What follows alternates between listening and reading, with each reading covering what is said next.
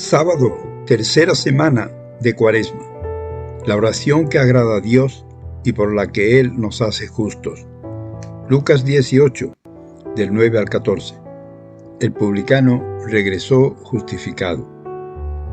Jesús dijo esta parábola por algunos que estaban convencidos de ser justos y despreciaban a los demás. Dos hombres subieron al templo a orar. Uno era fariseo y el otro publicano. El fariseo, puesto en pie, oraba en su interior de esta manera: Oh Dios, te doy gracias porque no soy como los demás hombres.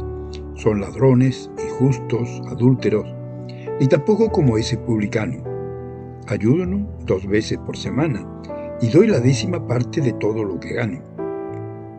Mientras tanto, el publicano se quedó atrás y no se atrevía ni siquiera a levantar los ojos al cielo, sino que se golpeaba el pecho diciendo: Dios mío, ten piedad de mí, que soy un pecador. Yo les digo que este último estaba en gracia de Dios cuando volvió a su casa, pero el fariseo no, porque el que se hace grande será humillado, y el que se humilla será enaltecido.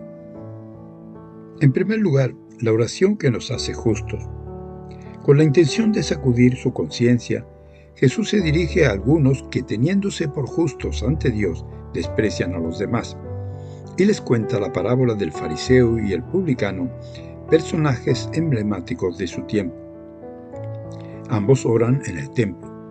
El fariseo, centrado en sí mismo, agradece a Dios porque no es como los demás. Ni es ladrón, ni injusto, ni adúltero, ni tampoco como ese recaudador. Y cuenta todo lo bueno que hace. Ayuno 2 veces por semana y doy la 10ª parte de todo lo que gano.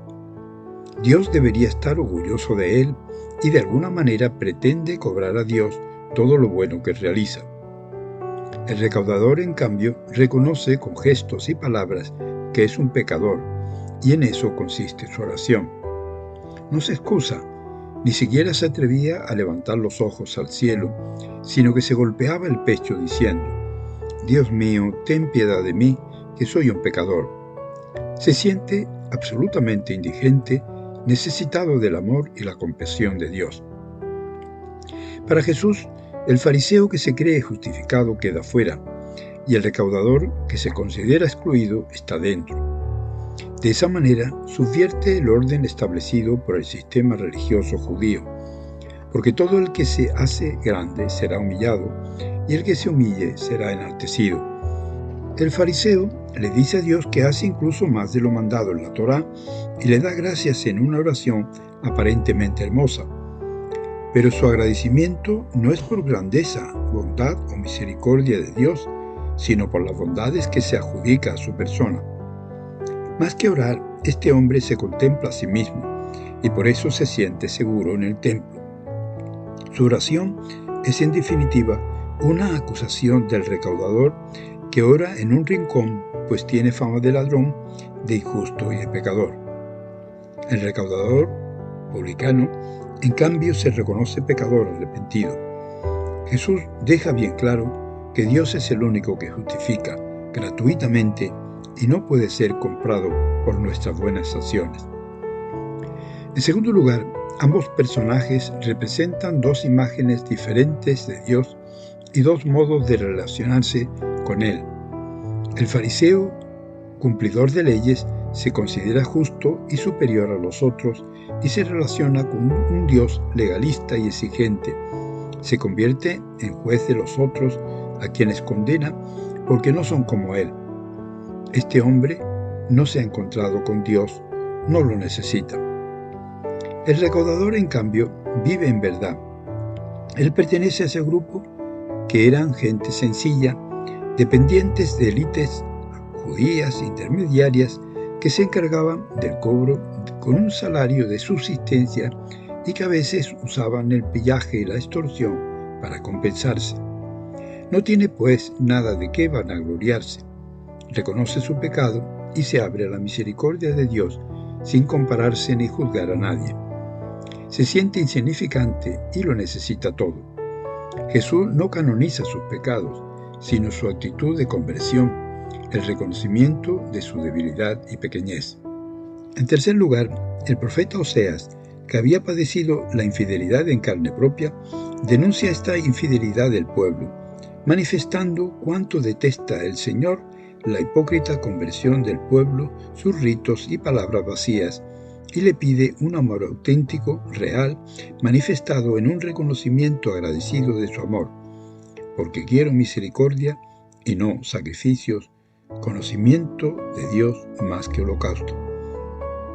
Sigue siendo plenamente actual la existencia de esas personas, posiblemente nosotros mismos, convencidos de ser justos y que desprecian a los demás.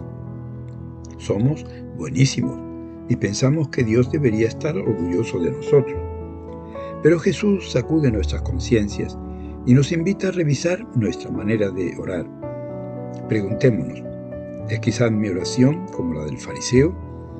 ¿Oro a Dios dándole gracias porque no soy como ese vecino miserable, o como ese hermano de comunidad antipático, o como mi esposo, esposa, tan poco comprensiva, tan intratable?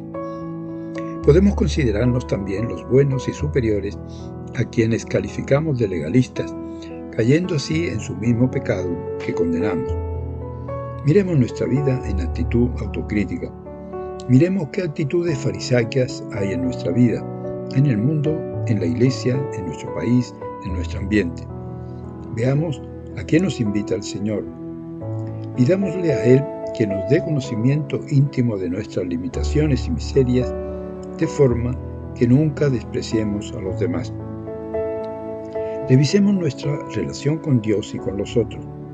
¿Me considero mejor que aquellos que no son practicantes o se declaran agnósticos? ¿Miro con desprecio a quienes son de orientación sexual diferente? ¿En qué medida tomamos conciencia de nuestro ser pecador? ¿Abrimos nuestro corazón al amor gratuito de Dios, que es quien justifica? Acudamos al Señor con el espíritu al que nos invita el profeta Oseas y el Salmo de hoy. Misericordia quiero y no sacrificio. Les saluda y bendice en el nombre del Padre, del Hijo y del Espíritu Santo, y Mariano.